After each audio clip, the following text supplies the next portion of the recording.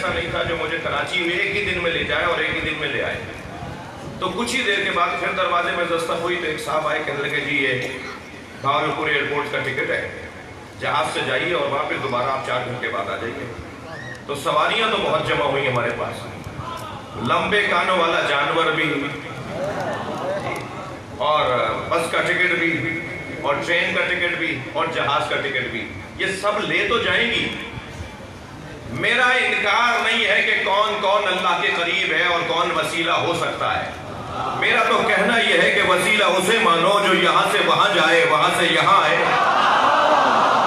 بستر بھی گرم رہے, زنجیر در بھی ہلتا رہے, وضو کا پانی بھی بہتا رہے. وسیلہ ماننا ہے تو مصطفیٰ کو مانو یا مرتضیٰ کو مانو.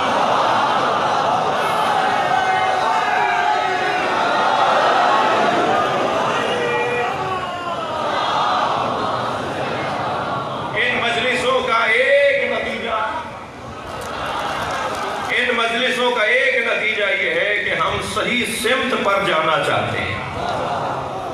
مجھے حق ہے کہ میں اپنا مقدمہ لڑوں, مجھے حق ہے کہ میں اپنی بات کو پہنچاؤں. ہم نے صفحہ قرآن پڑھا تو ہمیں ایک اور آیت نظر آئی, فَاسْأَلُوا أَهْلَ الذِّكْرِ إِن كُنتُمْ لَا تَعْلَمُونَ. اگر نہیں جانتے ہو تو اہل ذکر سے پوچھو. عجیب داستان ہے, عجیب داستان ہے. مسجد میں کچھ کہتے ہیں, باہر آ کے کچھ کہتے ہیں. عجیب داستان ہے. مدرسے میں کچھ کہتے ہیں, باہر آ کے کچھ کہتے ہیں. ساری قوم, ساری امت پڑھتی ہے مسجد کے اندر درود ابراہیمی, اللہم صلی علی محمد وآل محمد وسلم علی محمد وآل محمد وبارک علی محمد وآل محمد کافضل ما صلیت وبارکت وترحمت علی ابراہیم وعلی آل ابراہیم. جی انکا حمید مجید. ساری امت درود ابراہیمی پڑھتی ہے. مسجد میں تو درود ابراہیمی پڑھتی ہے کہ ابراہیم کی اولاد پہ صلوات ہو. باہر جا کے کہتے ہیں ابو طالب کافر تھے.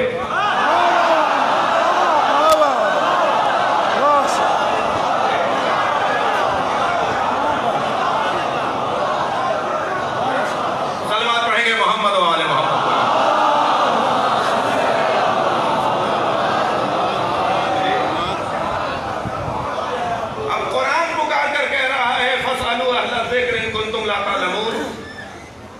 اگر نہیں جانتے ہو تو اہل ذکر سے پوچھو.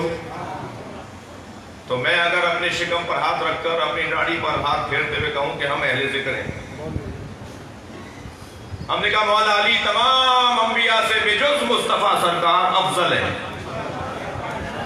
سرکار دو جہاں کے علاوہ میرے مولا علی سب سے افضل ہے. ہم نے جب یہ عقیدہ بیان کیا تو کہنے لگے کہ یہ غلط ہے. ہمارے ایک مولانا نے بیان کر دیا, ہم نے انہیں کچھ دلائل دیے, پھر ہم نے ایک اور ٹی وی چینل پہ جا کے اس عقیدے کا بیان کیا تو کہنے لگے جی غلط ہے. اور جو بھی عقیدہ رکھے گا وہ توہین انبیاء کا مرتکب ہوگا, اور اس پر وہی دفعہ لگے گی, وہی سزا لگے گی جو انبیاء کی توہین کرنے والے کی سزا ہے. توجہ ہے؟ خفا تو نہیں بیٹھے آپ؟ کہنے لگے اس پر وہی دفعہ لگے گی, وہی سزا لگے گی جو توہین انبیاء کی سزا ہے. تو میں نے پھر ایک جگہ جا کر کہا, میں نے کہا جی اگر یہ قاعدہ ہے کہ اگر مولا علی کو افضل انبیاء سے کہنے سے انبیاء کی توہین ہے, تو حضرت ابو بکر کو مولا علی سے افضل کہنا یہ علی کی توہین ہے.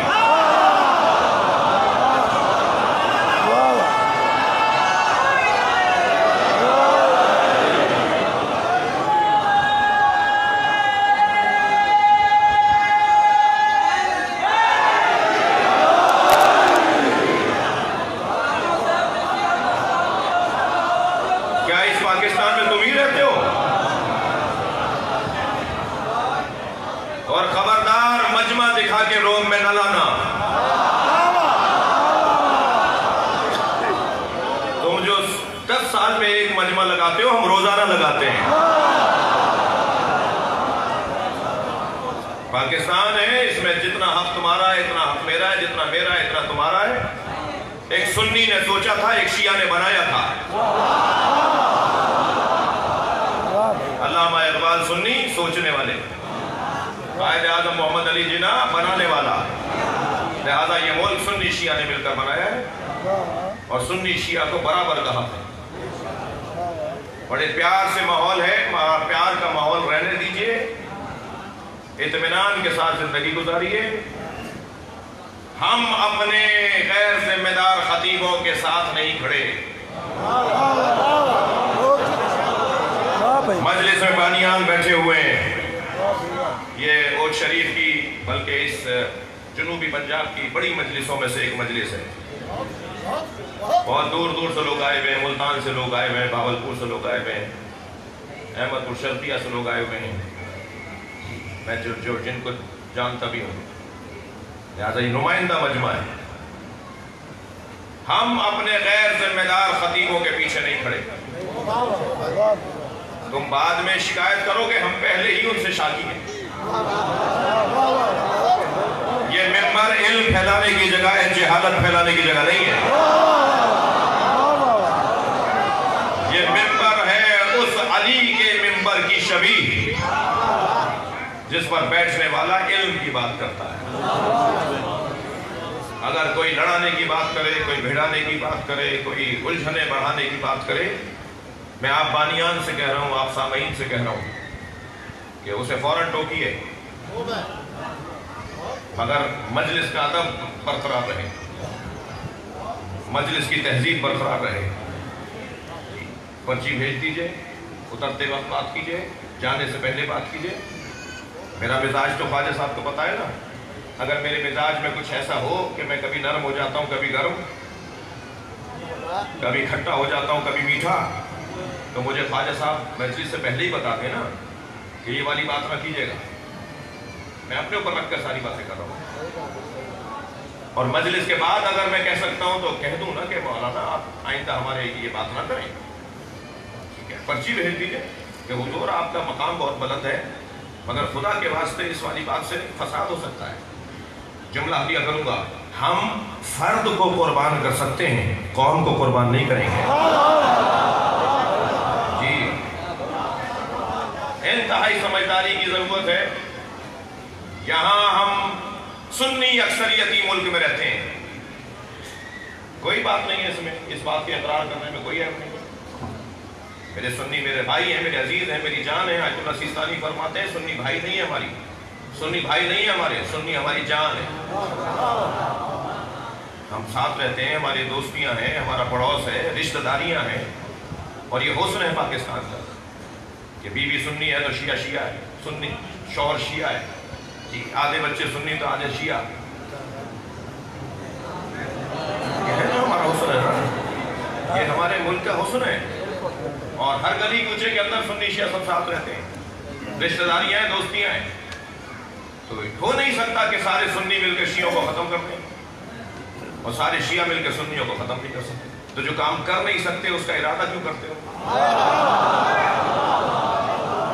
ہمیں انتہائی سمجھداری کے ساتھ, معاملہ فہمی کے ساتھ, ہوشیاری کے ساتھ. لہذا مگر میں ایک جملہ کہوں گا بھائی صاحب, ہمارے یہاں سے جس نے بے ادبی کی ہے, لڑائی کی بات کی ہے, جھگڑے کی بات کی ہے, کوئی ایسی بات کی ہے جو نہیں کرنی چاہیے تھی, وہ دعوے دار نہیں ہے کہ وہ عالم ہے. اس نے کبھی دعویٰ ہی نہیں کیا کہ میں عالم ہوں, وہ خطیب ہے, ذاکر ہے. میرا سوال تو آپ سے ہے, یہاں اگر کسی سے شکایت ہے تو اس نے عالم ہونے کا دعویٰ نہیں کیا, مگر ہمیں جہاں آپ سے شکایت ہے وہاں تو بڑے بڑے مفتی ہیں. جی, بہت بڑے بڑے عالم ہیں جنہوں نے توہین کی ہے جناب زہرا کی. بہت بڑے بڑے عالم ہیں جو حضرت ابو طالب کو کافر کہتے ہیں. ہمیں تو عادت نہیں ہے FIR کٹوانے کی, ہم اس دستے کے راہی نہیں ہیں, ہمارا مزاج نہیں ہے. لہذا اگر ہم اگر یہ والا رستہ اپنائیں گے تو اچھی بات نہیں ہے. خدا کے واسطے میں پاکستانیوں سے مخاطب ہوں, پاکستان کو دیکھو, پاکستان ایک موڑ پر آ کر کھڑا ہوا ہے جہاں اسے ایک حسین منظر نظر آ رہا ہے کہ پاکستان ترقی کرے گا. پاکستان نئے دوستوں کی تلاش میں بہت آگے تک آ چکا ہے. پرانے دوستوں کو دل چھوٹا نہیں کرنا چاہیے. جب 4 آپ کے پرانے دوستوں میں ایک 5واں نیا دوست آتا ہے تو 4 دوستوں کے دل چھوٹے ہو رہے ہوتے ہیں کہ یہ کہاں سے آ گئے. پاکستان کے پرانے دوستوں کو پریشانی ہو رہی ہے کہ نئے دوست کہاں سے آ گئے. ہمارا حق ہے, ہم اس ملک کو ترقی دینا چاہتے ہیں, ہم اس ملک کی معاش کو, معیشت کو بہتر کرنا چاہتے ہیں. ہمارا حق ہے کہ ہم اپنے نئے دوستوں کو تلاش کریں, نئے دوستوں سے دوستی بڑھائیں. خاص طور پہ پڑوسیوں سے ہم دوستی بہتر کرنا چاہتے ہیں. یہ اس وقت میں اس طرح کے حالات کو بنانا اور ایک ماحول بنانا، یہ ایک باقاعدہ کہیں سے کچھ ہے. جملہ محسوس کریں گے. ایک غیر مسلم صحافی نے ٹویٹ کیا ہے، وہ کہتا ہے کہ سعودی عرب اور امارات اسرائیل کو تسلیم کروانا چاہتے ہیں پاکستان کی ریاست اور حکومت سے، اور اسرائیل کو تسلیم کرنے میں سب سے بڑی رکاوٹ شیعہ ہے. لہذا شیعوں کو اتنے دباؤ میں لے کر آؤ کہ شیعہ اپنی الجھنوں میں ہی لگ جائیں، تو پھر یہ عالمی جو شیطنت ہو اس کی طرف توجہ ہی نہ ہو. لیکن میں آپ کو بتا دوں، ہم علی کے چاہنے والے ہیں، اور تشیع کے شین کا پہلا نقطہ ہے ظالم سے نفرت، مظلوم سے پیار. ہم پوری دنیا کے ظالموں سے نفرت کرتے ہیں اور دنیا کے ہر مظلوم سے پیار کرتے ہیں. ہم مظلوم کو تو پوچھتے ہی نہیں ہے کہ تم سنی ہو یا شیعہ ہو. ہم مظلوم سے نہیں پوچھتے تم مسلم ہو یا ہندو ہو. ہم مظلوم سے نہیں پوچھتے کہ تم عیسائی ہو یا یہودی ہو. مظلوم ہے. ہم نہیں پوچھتے کہ ظالم کون ہے. اگر ظالم کا حلیہ ہمارے حلیے کی طرح ہوگا تو ہم اس کا ساتھ نہیں دیں گے. ہم علی مولا کو راضی کرنا چاہتے ہیں. ہماری الف بے ہے ظلم سے نفرت. ہماری بنیاد ہے ظلم سے نفرت. متوکل نے جب چن کر شیعہ قتل کروائے اور آبادیوں کی آبادی زندہ جلا دی ہے، پورے گاؤں میں آگ لگا دیتا تھا شیعوں کے، پورے گاؤں زندہ جل جاتے تھے لوگ. تو اس نے اپنے جنرلوں کو بلایا، اپنے افسروں کو بلایا، فوجیوں کو بلایا. کتنے شیعہ مارے؟ کہا حضور ہم نے اتنے مار دیا. کتنے رہ گئے؟ کہا ختم ہو گئے. ایک مدت کے بعد انہوں نے کہا جی سارے شیعہ ہم نے مار دیے. متوکل کہنے لگا نہیں، ان کے امام جانتے ہیں انہیں کیسے زندہ رکھیں گے. مجھے یقین نہیں ہے کہ سارے شیعہ مر گئے ہوں گے. کہنے لگے حضور ہم نے تو ڈھونڈ کر. کہا نہیں، یہ کہیں ہے. کہا کیسے؟ آپ کیسے کہہ رہے ہیں؟ کیسے؟ ہم کیا کریں؟ آپ کیا چاہتے ہیں؟ اب جملہ سنیں ذرا، تاریخ کہہ رہی ہے. علامہ ذیشان درجوادی نے اسے لکھا ہے. متوکل نے کہا بھرے بازار میں، چلتے رستے پر، چوک پہ، چوراہے پر کسی شخص پر بلا وجہ ظلم کرو. اسے لاتے مارو، مکے مارو، دھکے لگاؤ، زخمی کرو، اسے مارو.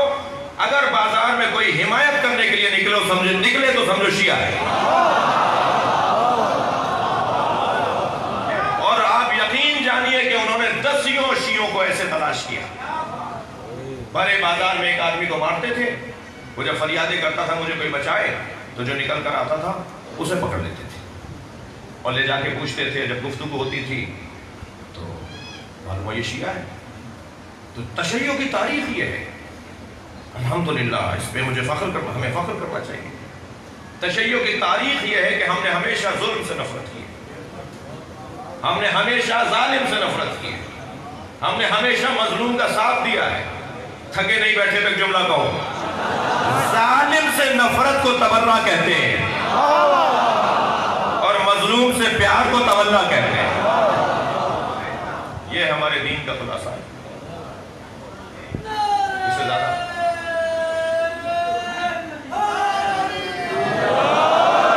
توجہ کر لیا آپ نے. عزیزان گرامی، مجھ پر اللہ کا کرم ہے، ہم پر اللہ کا کرم ہے. ہم جہاں بیٹھے ہیں اس سے اچھا دروازہ نہیں ہے. دنیا کہاں بیٹھی ہے مجھے اس سے غرض نہیں، مگر ہم جہاں بیٹھے ہیں وہاں سے جنت کا رستہ بنتا ہے، ترقی کی راہیں کھلتی ہیں. آگے بڑھوں. فَاسْأَلُوا أَهْلَ الذِّكْرِ. ہم نے کہا جی مولا علی افضل ہے. کہنے لگے کہ دلیل کیا ہے؟ ہم نے کچھ دلیلیں دی. ان دلیلوں میں ایک دلیل ہم نے پوچھا ہے، بتائیں یہ حدیث ہے یا نہیں. علماء امتی افضل من انبیاء بنی اسرائیل. میری امت کے علماء انبیاء بنی اسرائیل سے افضل ہیں. کہنے لگا ہاں حدیث ہے. ہم نے کہا جی کون سے علماء ہیں؟ کہنے لگا ہمیں. اچھا، جب بات آئے آپ کی فضیلت کی تو آپ انبیاء سے افضل، اور جب بات آئے علی مولا کی تو پھر یہ غلو ہو رہا ہے یا توہین ہو رہی ہے. کیوں توہین ہو رہی ہے؟ طے شدہ ہے. فَاسْأَلُوا أَهْلَ الذِّكْرِ إِن كُنتُمْ لَا تَعْلَمُونَ. نہیں جانتے ہو تو اہل ذکر سے پوچھو. یہ اہل ذکر کوئی عالم دین، کوئی مولانا، کوئی مجتہد، کوئی مفتی صاحب نہیں ہے۔ تمام تر احتراموں کے ساتھ یہ اہل ذکر سے مراد وہ ہے کہ جس کی زندگی میں جہالت کا گزر نہ ہوا اور ہر سوال کا جواب وہ دے سکتا ہو، اسے اہل ذکر کہتے ہیں۔ اس لیے کہ آیت کیا کہہ رہی ہے؟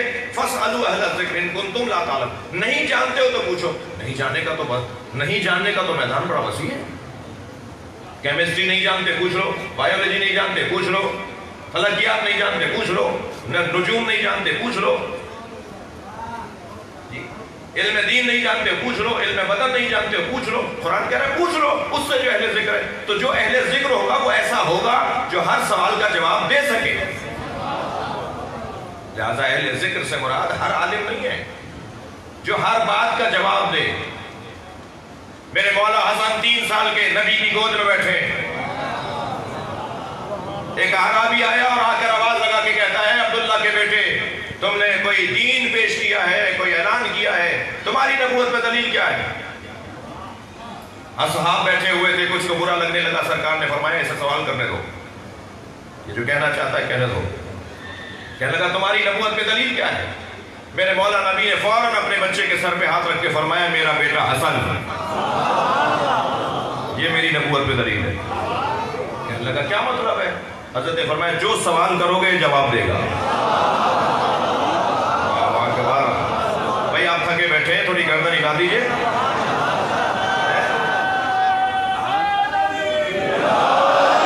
یہ میرا بیٹا حسن تمہارے کہنے لگا یہ بچہ جواب دے گا، یہ 3 سال کا بچہ، یہ کم سن بچہ، یہ گود میں بیٹھا بچہ، یہ جواب دے گا۔ حضرت نے فرمایا پوچھو۔ میرے مولا امام حسن کو جب اس نے کہا یہ بچہ کیا جواب دے گا، جیسے کہا نا بچہ، تو فوراً میرے مولا حسن بولے سل فقیہن لا صبیہ، تو پوچھ ایک فقیہ سے، بچے سے بات نہیں کر رہا، بچے سے بات نہیں کر رہا، ایک فقیہ سے بات کر رہا ہے، جو پوچھ رہا ہے پوچھ۔ کہنے لگا دلیل دو اپنے نانا کی نبوت پر۔ حضرت نے فرمایا کل رات تم فلاں قبیلے میں تھے، وہاں تمہارے ساتھ 14 آدمی اور بھی تھے، پردے کے اس طرف کچھ عورتیں بھی بیٹھی تھیں، تم سب بیٹھے اس لیے تھے کہ نبی کو جا کے شرمندہ کرو، اور طے پایا کہ تم آؤ گے اور نہ کر نبی سے ایسے سوال کرو گے تمہارے گمان میں تاکہ نبی کے پاس جواب نہ ہو۔ رستے میں فلاں جگہ ٹھہرے، جب وہاں ٹھہرے تو تمہیں فلاں شخص ملا، تم نے اس سے یہ جملہ کہا، اس نے تمہیں یہ جواب دیا، تم نے ایسا کھانا کھایا، تم نے اتنا پانی پیا۔ اب سارے رستے کے حوال بیان کرتے جا رہا ہے، اس کی پیشانی پر پسینہ آنا شروع ہوا۔ حضرت نے فرمایا جو لوگ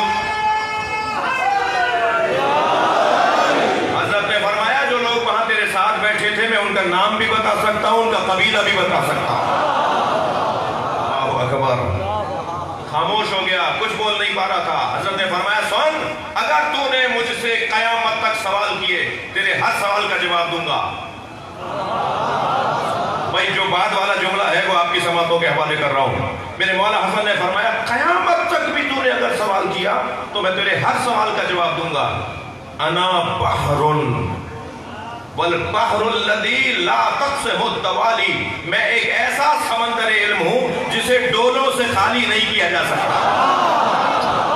صلوات پڑھیں گے محمد و آل محمد۔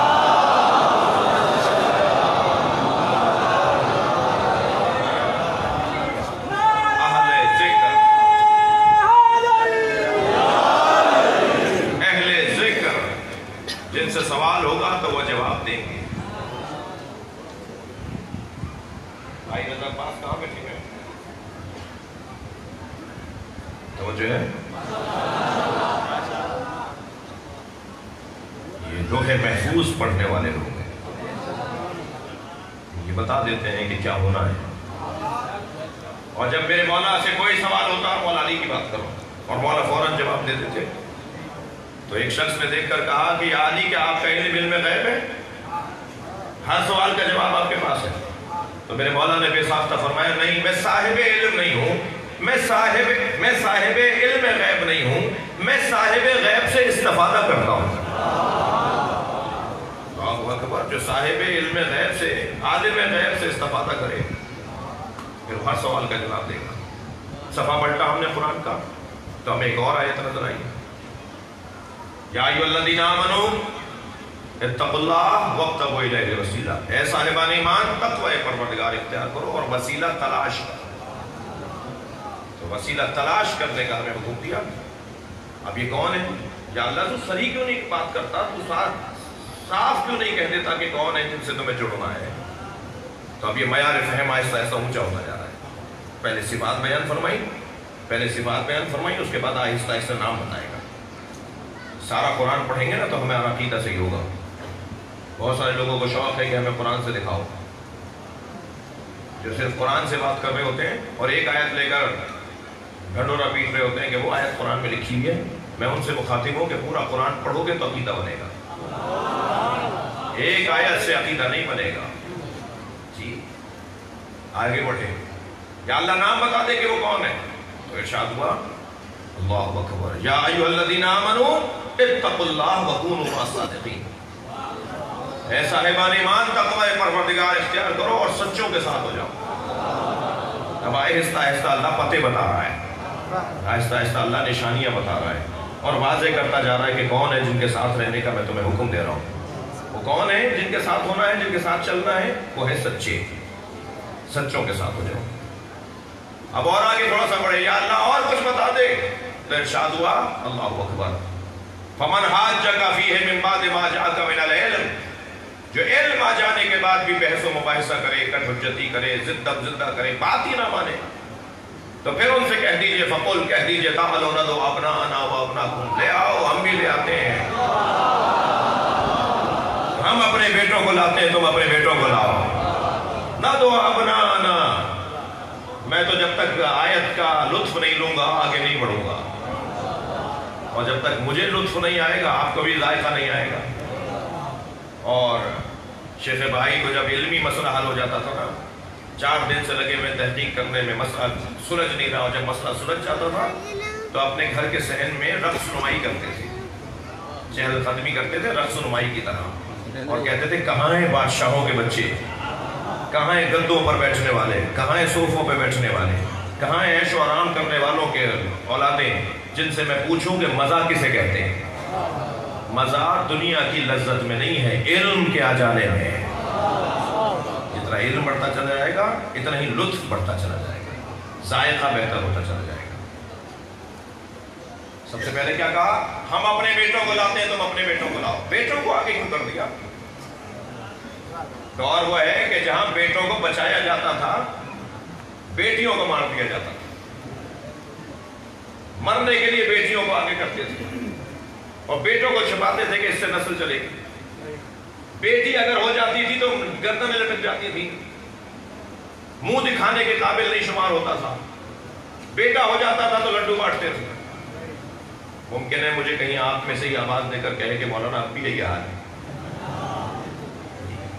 بیٹیاں ہو جائیں تو پشیمانی، ندامت، بیگم صاحبہ کے اوپر طعنہ تشنی، یہ بیٹی کیوں ہو گئی؟ ویسے میڈیکل کے اعتبار سے بیٹی اگر ہو رہی ہے تو اس میں مسئلہ مرد کا ہے، جو اعتراض کر رہا ہے نا اسی کا مسئلہ ہے۔ بھائی ممبر ہے، میں زیادہ نہیں کہوں گا، ایک صلوات پڑھ لیں محمد والے۔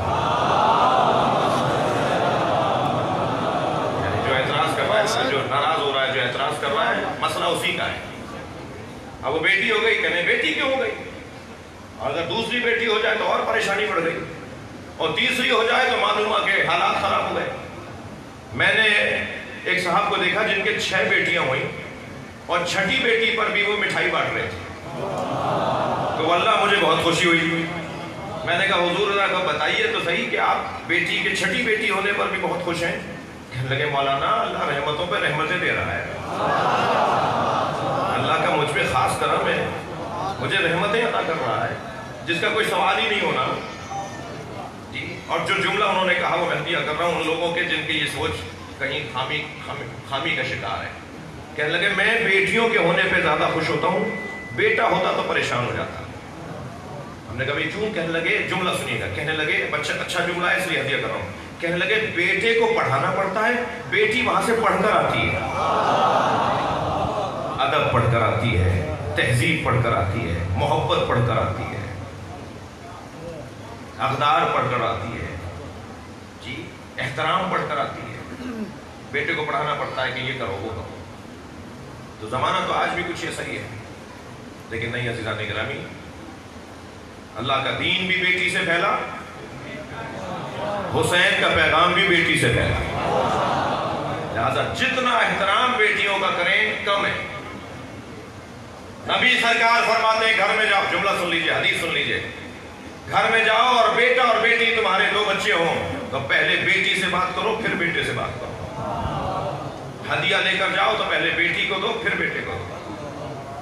اور بیٹیوں سے باپ کی محبت اور باپ سے بیٹی کی محبت تو محاورہ ہے، ضرب المثل ہے۔ اس لیے خدا کے واسطے میں اپنی قوم کو متوجہ کر رہا ہوں کہ بیٹیوں کے بارے میں اپنی فکر کو بہتر کرنے کی ضرورت ہے۔ ہم اپنے بیٹوں کو لاتے ہیں، مباہلہ تھا بھائی ہے، یہاں آسمان گرتا زمین پھٹتی، اور میدانوں میں تو بچنے کی گنجائش ہے۔ تلوار کے میدانوں میں، تلوار سے لڑی جانے والی جنگوں میں تو بچنے کی گنجائش ہے، مباہلے میں بچنے کی گنجائش نہیں ہے۔ جو بھی جھوٹا ہوگا زمین میں گڑ جائے گا، جو بھی جھوٹا ہوگا اس پہ آسمان گرے گا، ختم ایک لمحے کے اندر۔ یہ نبی اپنے خاندان کو لے کر آ رہے ہیں۔ کیا خوب کہا ہے حضرت آیت اللہ جوادی آمنی نے تفسیر قرآن میں، فرمایا نبی کی نبوت پر سب سے بڑی دلیل یہ ہے کہ اپنی نبوت پر اپنے بچوں کو پیش کر رہے ہیں۔ میں نہیں لے آیا ہوں، اگر ہم غلط ہیں تو ان پر آسمان گرے گا، اگر ہم غلط ہیں زمین پھٹے گی، یہ چلے جائیں گے اندر۔ مباہلہ ہو رہا ہے یہ، جو بھی جھوٹا ہوگا اس پہ اللہ کی لعنت ہوگی۔ تو سرکار کسی اور کو نہیں لے کر گئے، اس لیے کہ اگر کسی اور کو لے کر جاتے تو شاید ایسا ہی ہو جاتا، لیکن سرکار انہیں لے کر گئے کہ جن کے جانے پہ نبی کو یقین ہے کہ میرے ساتھ حق ہے، میرے ساتھ سچ ہے۔ اور ان میں بھی سرکار نے پہلے، تھک تو نہیں رہے بھائی، سب ماشاءاللہ بول دیں، سرکار انہیں میں بھی بیٹوں کو پہلے لے کے جا رہے ہیں۔ ہم اپنے بیٹوں کو لاتے ہیں، تم اپنے بیٹوں کو۔ میں اپنی نسل قربان کرنے کو تیار ہوں، میں اپنے بچے قربان کرنے کو تیار ہوں، مگر یہ یاد رکھو کہ میں سچا ہوں۔ ابناءنا و ابناکم ونساءنا و نساءکم، ہم اپنی بیٹیوں کو لاتے ہیں، تم اپنی بیٹیوں کو لاؤ۔ ممکن ہے مجلس کے بعد یہ بچہ مجھ سے کہے کہ ترجمہ آپ نے صحیح نہیں کیا، نساء تو عورت کو کہتے ہیں، سورہ نساء بیٹیوں والا سورہ نہیں، عورتوں والا سورہ، عورتوں سے متعلق۔ تو پھر یہ آپ کیا ترجمہ کر رہے ہیں کہ ہم اپنے بیٹوں کو لاتے ہیں تم اپنی بیٹوں کو لاؤ، ہم اپنی بیٹیوں کو لاتے ہیں تم اپنی بیٹیوں کو لاؤ؟ تو ترجمہ کریں نا کہ ہم اپنے بیٹوں کو لاتے ہیں تم اپنے بیٹوں کو لاؤ، ہم اپنی عورتوں کو لاتے ہیں تم اپنی عورتوں کو لاؤ۔ عورتوں میں بیوی بھی ہو جاتی ہے، بہن بھی آ جاتی ہے، ماں بھی آ جاتی ہے، بیٹی بھی آ جاتی ہے، ٹھیک ہے، عورتوں میں تو سارے رشتے آ جاتے ہیں۔ تو یہ عورتوں کا لفظ ہے، نساء کا لفظ ہے، آپ ترجمہ بیٹی کیوں کر رہے ہیں؟ تو صرف ایک دلیل دوں گا، جب کبھی رجل کے ساتھ نساء آئے، رجال کے ساتھ نساء کا لفظ آئے تو اس سے مراد عورت ہوتی ہے، اور جب کبھی ابن کے ساتھ یا ابنان کے ساتھ یا بنو کے ساتھ نساء کا لفظ آئے تو اس سے مراد بیٹی ہوتی ہے۔ آپ کا شکریہ۔ یعنی بیٹے کے لفظ کے ساتھ اگر عورت کا لفظ آئے تو اس سے مراد بیٹی ہوتی ہے، اور یہی نساء کا لفظ اگر رجال کے ساتھ آئے، مردوں کے لفظ کے ساتھ آئے تو مراد عورتیں ہوتی ہیں۔ دلیل دے دوں قرآن سے، یذبحون ابناءہم یستحیون نساءہم ویذبحون ابناءہم۔ جی، یہ اپنی بیٹیوں کو چھوڑ دیتے تھے اور بیٹوں کو ذبح کر دیتے تھے۔ تو یہاں نساء کا لفظ آیا ہے بیٹے کے ساتھ۔ اب ترجمہ یہ نہیں ہوگا یہ اپنی عورتوں کو چھوڑ دیتے تھے اور بیٹوں کو بچا لیتے تھے، ترجمہ کیا ہوگا؟ یہ اپنی بیٹیوں کو چھوڑ دیتے تھے اور بیٹوں کو مروا دیتے تھے۔ تو نساء کا لفظ آیا ہے ابن کے ساتھ، جب بھی ابن کے ساتھ نساء کا لفظ آئے گا تو ترجمہ بیٹی ہوگا، عورت نہیں ہوگا۔ ہم اپنے بیٹے لاتے ہیں تم اپنے بیٹے لاؤ، ہم اپنی بیٹیاں لاتے ہیں تم اپنی بیٹیاں لاؤ۔ وَأَنفُسَنَا وَأَنفُسَكُمْ، جگر تھام کر سنیے گا ترجمہ، وَأَنفُسَنَا وَأَنفُسَكُمْ، ہم اپنے جیسے لاتے ہیں، تم اپنے جیسے لاؤ۔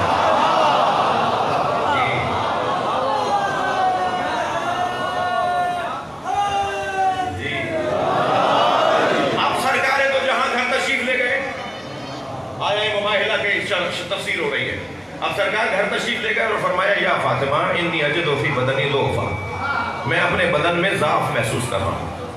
بڑا گہرا ربط ہے آیہ مباہلہ کے ساتھ آیہ تطہیر کا، بڑا گہرا ربط ہے آیہ مباہلہ کے ساتھ چادر تطہیر کا، واقعہ قصہ کا۔ اے فاطمہ میں اپنے بدن میں ضعف محسوس کر رہا ہوں، ایتینی بالکساء الیمنی، مجھے چادر یمنی لا کر دے دو۔ اور بی بی نے وہ چادر لا کے دی، نبی نے وہ چادر اپنے اوپر لے دی۔ ابھی کچھ دیر گزری تھی کہ امام حسن آئے، اماں مجھے نانا کی خوشبو آ رہی ہے۔ یہ خوشبو کیسی ہے جسے سونگھنے کے لیے معصوم چاہیے؟ مولا حسن کو خوشبو آ رہی ہے۔ فرمایا تمہارے نانا چادر کے نیچے ہیں، بی بی آرام کرنے آئے ہیں، ابھی تو آپ سے فرمایا کہ چادر لا دو، میں بدن میں ضعف محسوس کر رہا ہوں۔ امام حسن سے کہہ دیتی، فرما دیتی کہ نانا آرام کر رہے ہیں، کچھ دیر رک جاؤ۔ پوچھا نانا کی خوشبو آ رہی ہے؟ بی بی نے فرمایا چادر کے نیچے۔ امام چلے گئے، نانا سلام، میں بھی چادر میں آ جاؤں؟ نبی نے فرمایا آ جاؤ۔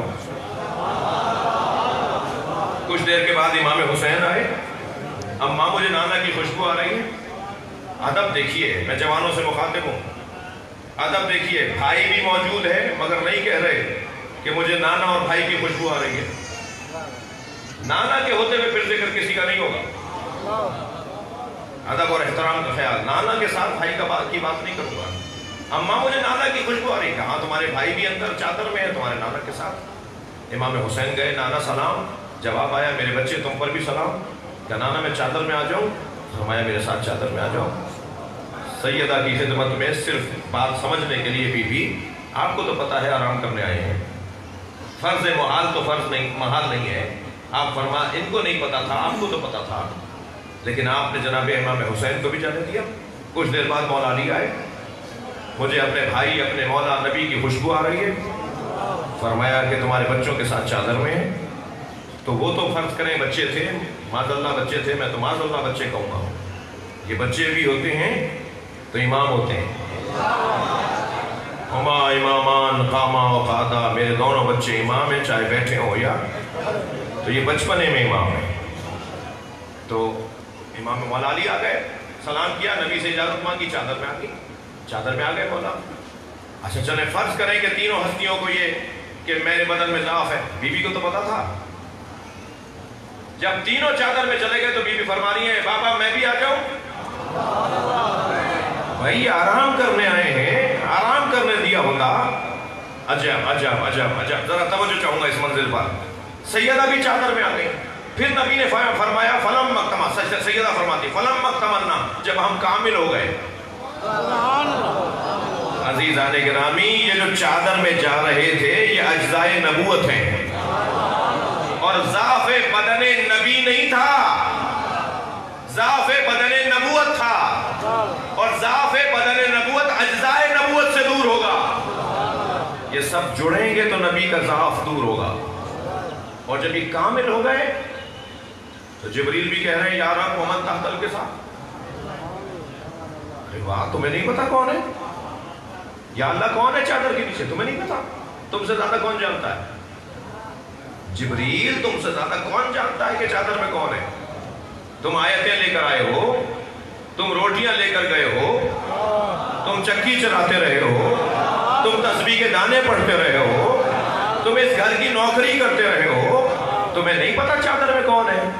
عجب نہیں، جبریل کی آواز آئے کہ جب یہ علیحدہ علیحدہ ہوتے ہیں تو پہچاننے میں آتے ہیں، جب یہ ایک جگہ ہو جاتے ہیں تو میں بھی نہیں پہچان سکتا، یہ خود بتائیں گے کہ کون ہے۔ لہذا جب یہاں کامل ہو گئے تب نبی نے فرمایا یہ میرے اہل بیت، اور پھر لے کر گئے ہیں مباہلے میں چادر والوں کو، اور گنجائشیں اتنی ہونے کے باوجود ایک ایک فرد کو لے کر جا رہے ہیں، اور حسن و حسین کو اپنے ساتھ اپنے بچوں کی جگہ لے کر جا رہے ہیں۔ مولا علی فخر کرتے ہوئے نظر آتے ہیں، کوئی میرے برابر نہیں ہے۔ اس کی دلیلوں میں ایک دلیل مولا علی نے یہ دی کہ میرے برابر کوئی نہیں ہے۔ دلیل کیا ہے؟ وَسِبْتَ أَحْمَدٍ وَلَدَيَ مِنْهَا، من منکم قسم سہم القسم، میں نبی کے 2 بیٹوں کا باپ ہوں۔ مولا علی فخر کرتے ہوئے نظر آتے ہیں، میں نبی کے 2 بیٹے حسنین کا باپ ہوں۔ عزیزان گرامی، یہ آیہ مباہلہ کا ظاہری ترجمہ، اور بات ایک منزل اور لینا چاہتا ہوں کہ مباہلہ در حقیقت کردار کا مسئلہ ہے۔ کردار میں جسے یقین ہو کہ میری بات سچی ہے وہ مباہلہ کرتا ہے، ورنہ میدان چھوڑ کر چلے جاتے ہیں۔ تو بولا کہ ہم ایسے چہرے دیکھ رہے ہیں کہ اگر وہ پہاڑوں کو حکم دیں تو پہاڑ اپنی جگہ سے ہٹ جائے۔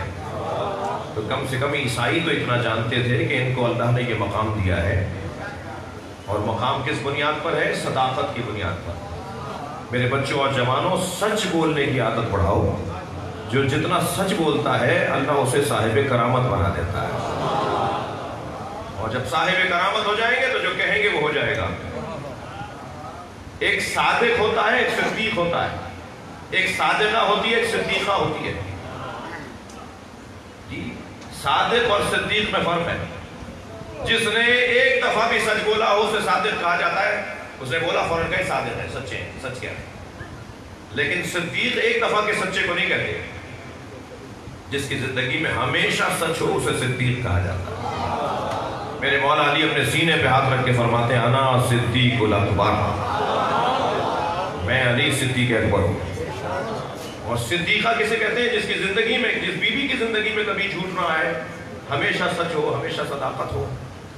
سچ تو آپ بھی بولتے ہیں الحمدللہ جی، مگر ہمارے سچ بولنے میں اور ان کے سچ بولنے میں بڑا فرق ہے۔ ہم سچ بولتے ہیں مطابق خبر۔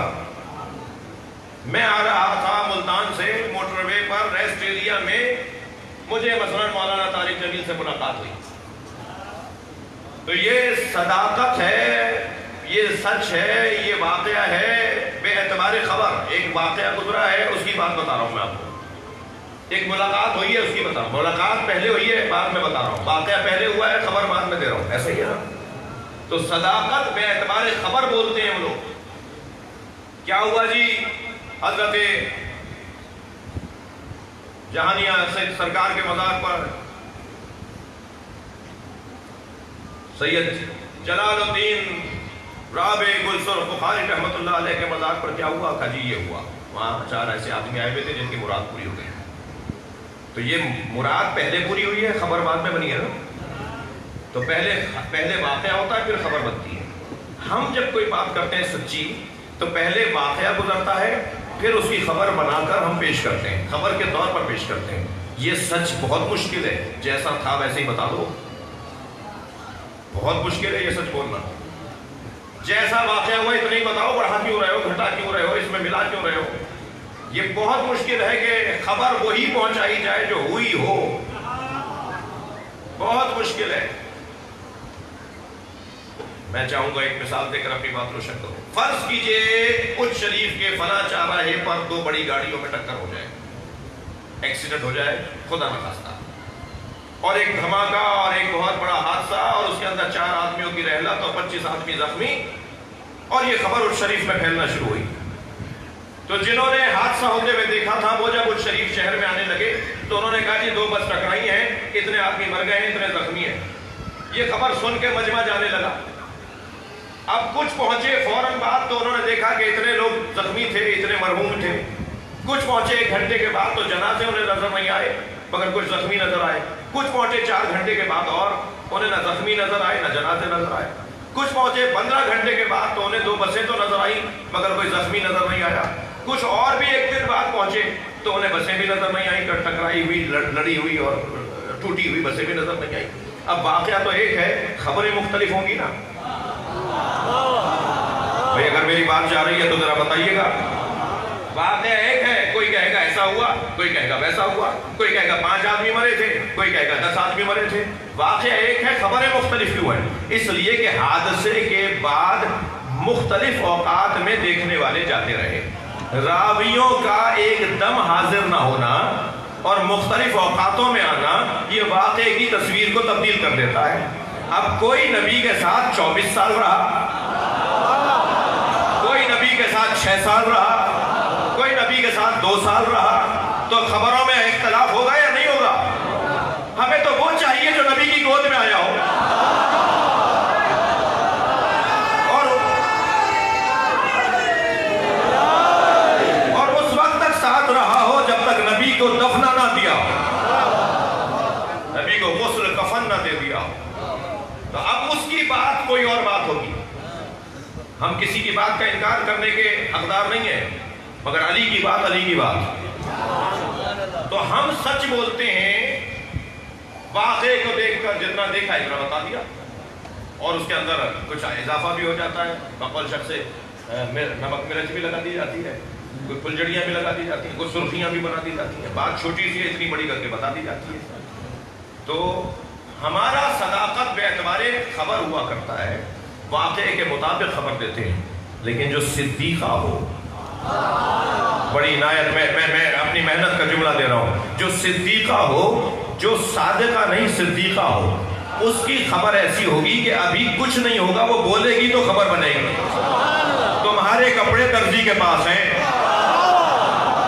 کوئی کپڑے نہیں تھے، فاطمہ نے بولا ہے تو درزی آئے گا، فاطمہ نے بول دیا تو جنت کے رضوان کو درزی بننا پڑے گا۔ یہ صداقت اور ہے، یہ کہہ دیں تو ہو جائے۔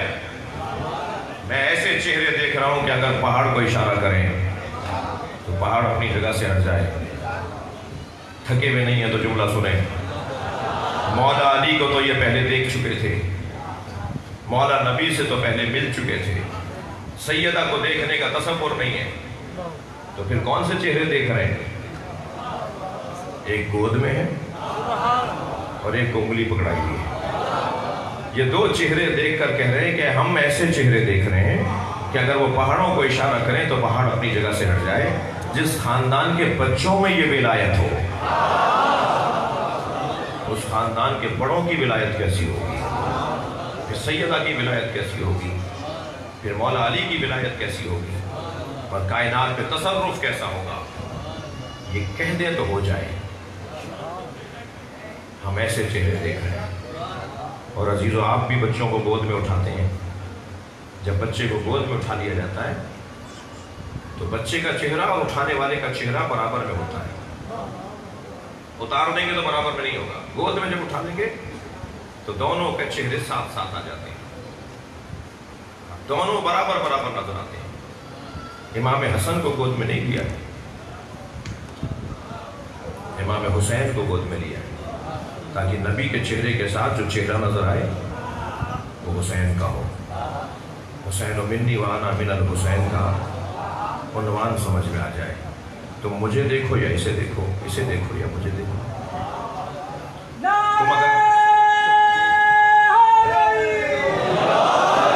امام حسین کو گود میں لے کر نبی نے اپنی تصویر پیش کی ہے، تمہیں اگر مجھے راضی کرنا ہے حسین کو راضی کرو، تم اگر مجھے ناراض کرو گے میرا حسین ناراض ہوگا، حسین کو ناراض کرو گے میں ناراض ہوں گا۔ سرکار مدینے کی گلی سے گزر رہے ہیں، ایک گھر سے ایک بچے کے رونے کی آواز آئی، فوراً نبی نے دروازہ بجا دیا۔ ایک خاتون دروازے پر آئی، فرمایا اس بچے کو خاموش کرواؤ، اس کی آواز میرے حسین سے ملتی ہے،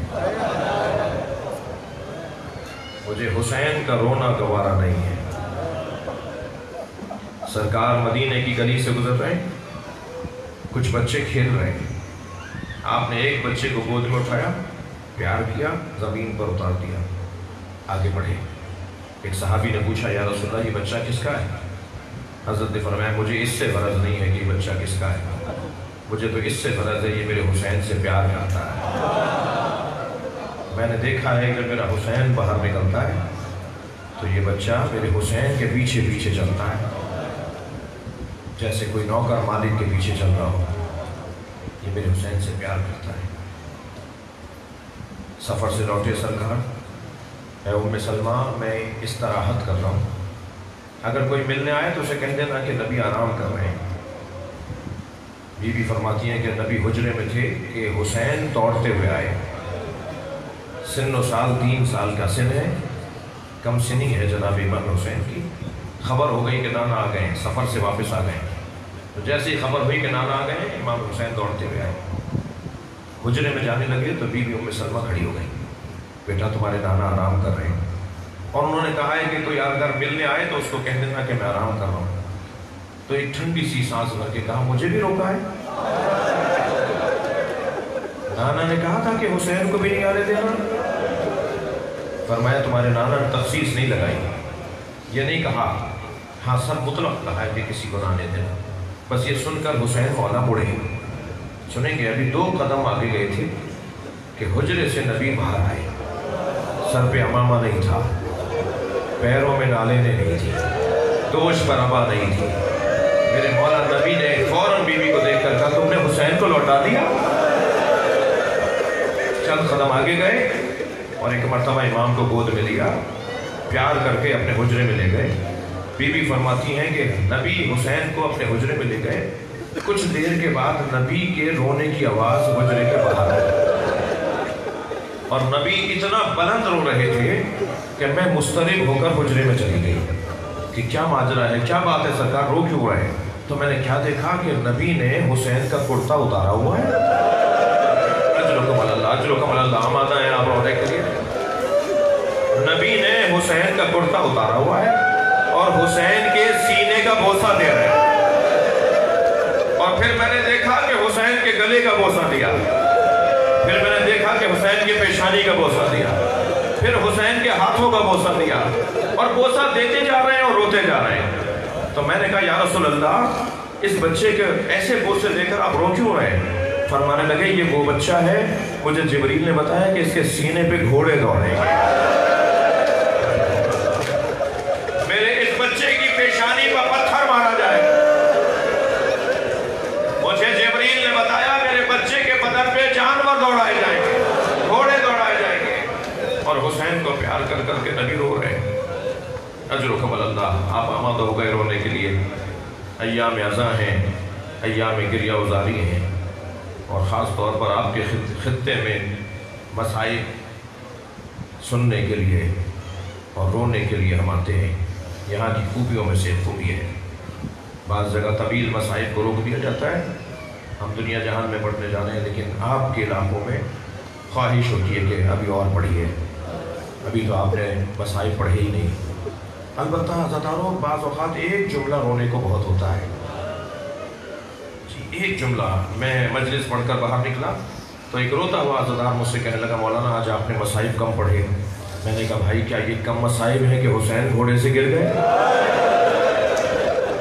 گھنٹوں روتے رہے اس جملے پر، اجرکم اللہ، کہ حسین گھوڑے سے گر گئے۔ ایک جملہ بعض اوقات رونے کو بہت ہے۔ نجف اشرف میں مجلس ہو رہی ہے اور ایک ذاکر، ایک مدعا، ایک روزہ خان مصائب پڑھ رہا ہے، آیت اللہ شیرازی مجلس میں بیٹھے ہیں۔ ایک جملہ ذاکر نے کہا، انہوں نے چیخیں مار کے گریہ کیا اور اتنا روئے کہ 3 گھنٹے بے ہوش ہو گئے۔ سنیں گے وہ جملہ کیا تھا؟ وہ جملہ یہ تھا کہ جب ذاکر نے کہا نا آواز دی گئی زینب کو دربار میں لایا جائے،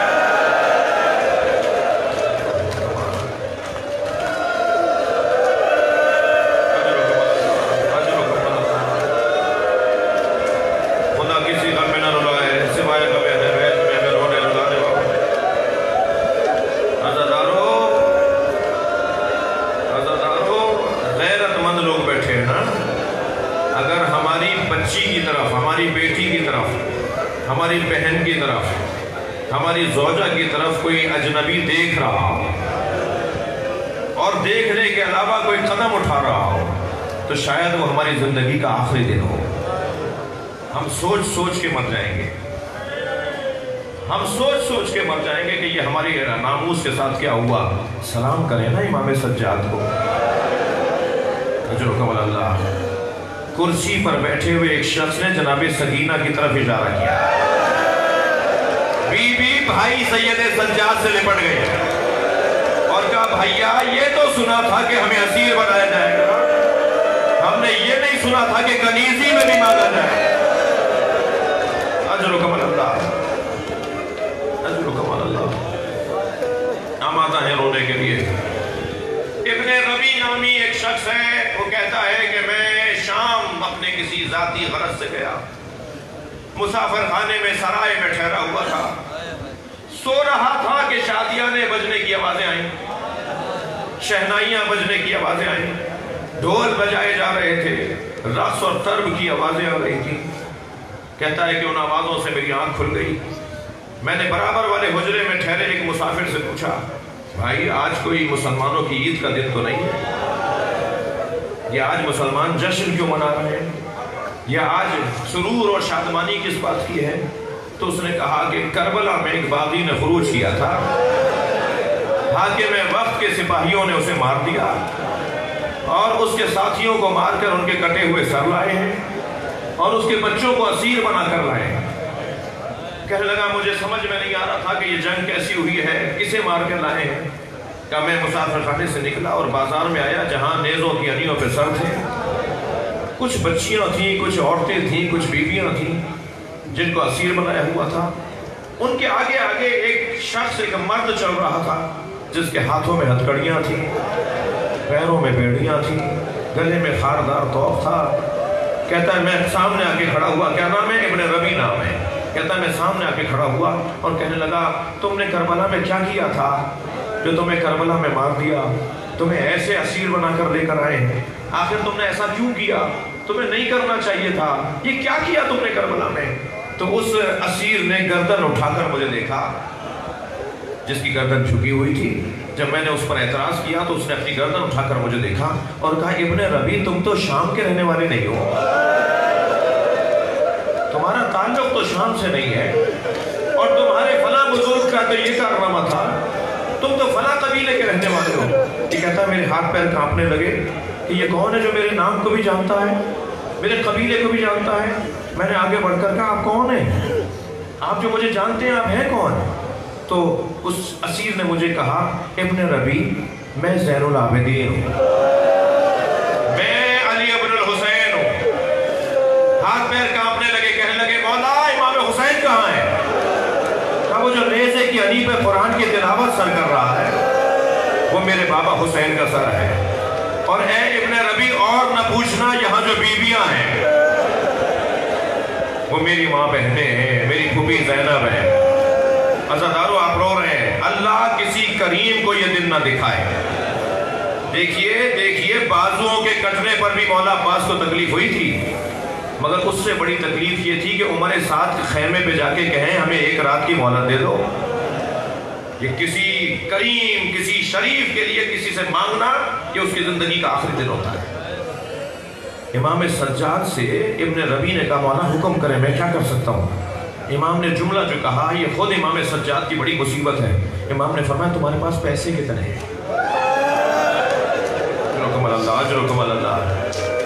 तुम्हारे पास पैसे कितने हैं? कहने लगा मौला 2000 दिरहम है। मौला 2000 दिरहम है। इमाम ने फरमाया जाओ कुछ चादरें खरीद कर ले। इब्न रबी कहता है मैं 1000 दिरहम की चादरें लेकर आया। इमाम ने फरमाया मेरी माँ बहनों को दे दो। मैंने नबी दादियों को चादरें दी। इमाम के सामने आके खड़ा हो गया, मौला और कोई हुक्म है? फरमाया और पैसे कितने हैं? कहा मौला 1000 दिरहम मेरे पास और बच गए। फरमाने लगे जो नेज़े उठाए हुए लोग हैं ना जिन पे सर हैं, ये दरबार में पैसे लेने जा रहे हैं, इन्हें इनाम मिलने वाला है।